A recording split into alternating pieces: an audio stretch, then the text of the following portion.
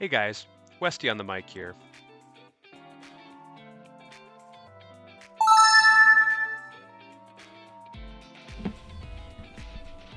Hey guys, this is Westy. I will be commentating on an elite multiplayer match. Looks like we have Windswept Fields, the Crow's Nest, and Highlander's Ridge. And we have some elite competition here. We have Zach, we have Sm. I'm not sure if that's pronounced correctly, but that's my best guess. And then we have CT Parker sporting his Legends quarterfinals icon there.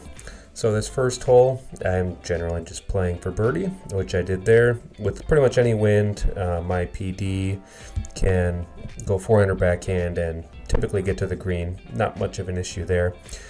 And it looks like it wasn't much of an issue for any of us as we all took the birdie on that first hole. Second hole coming up, another fairly easy par 3, Windswept Fields hole 6. I kind of just go with my Claymore and Hyzer pretty hard, just going with the wind. I don't really mess around with it. There is an ace play that I try every once in a while down the middle, but generally I am very happy to go around and take my birdie. And it looks like these guys all feel the same once again. Hole 3, once again Windswept Fields. This one can be a little bit tricky. If there's any winds left to right like this or anything more neutral, I will generally use my Explorer like this, and I know I have a chance for an ace, but generally I just want to sit it within 50 or so I don't have to sweat for my comebacker. Looks like everyone has played it fairly well, and we have two more in for birdie. Everyone's in for birdie once again. So let's see, we have Crow's Nest coming up, probably a couple more easier holes, and then we kind of get more into the meat of the action. Looks like we have Crow's Nest 5. 3 tailwind really messes with my normal play, so I decided to mess around probably a little too much, and I left it too high, and it hyzered out more than I would like. Looked like it might end up behind the trees or a ways out. Thankfully I got this friendly roll, and yeah, that's very nice.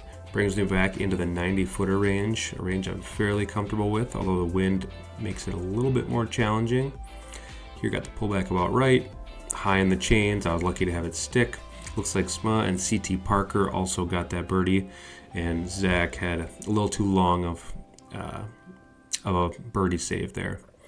This is a hole that I generally will just play for birdie in any multiplayer or in any important event rounds.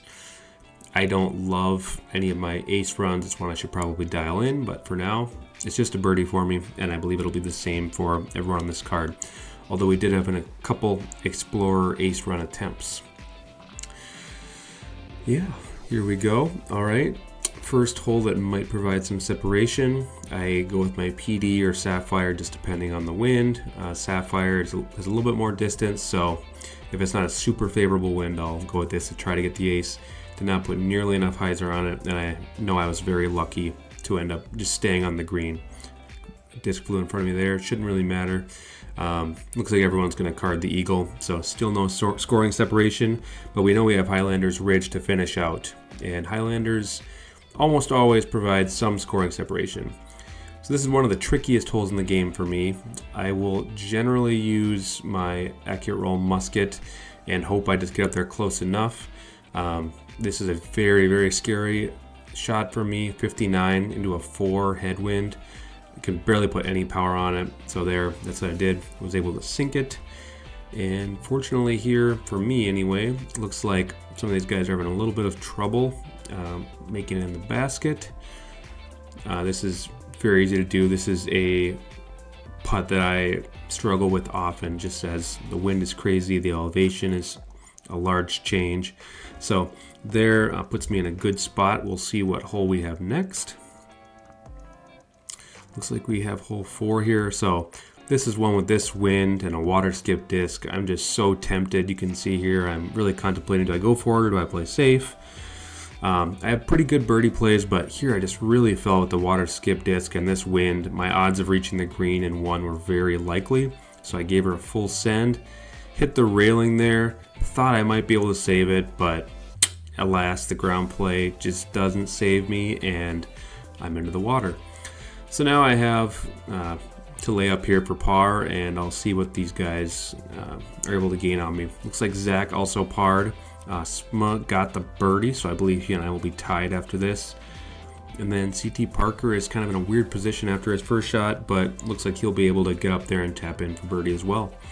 So it should be a tight finish. I believe we have hole 5 to finish out here, and we'll see how it shakes out. All right, for this one with the 1 wind, I just want to get up there, give myself a shot. Anything in the 90 to 125 foot range is what I'm hoping for. Kind of have a play for any of those distances. And right here, 107 is about perfect. On my elevated shots, I will aim a little bit high, so bottom chevron on the top corner of the basket. And I just barely got enough power on this, and I'm able to take the eagle. So some fierce competition today, and for this first multiplayer match, it was a good one for me. So fun result.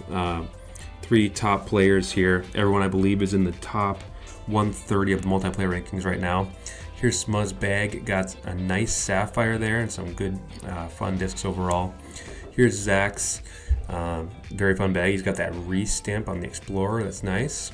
And then we got CT Parker. He's got some epic stamps, Team of Champions, Drill Sergeant, Top 100 from Global Season 2, and the Ace Race, just loaded with awesome discs. And a cool sapphire and heart. Well, anyway, thanks for watching. Catch me next time. Thanks.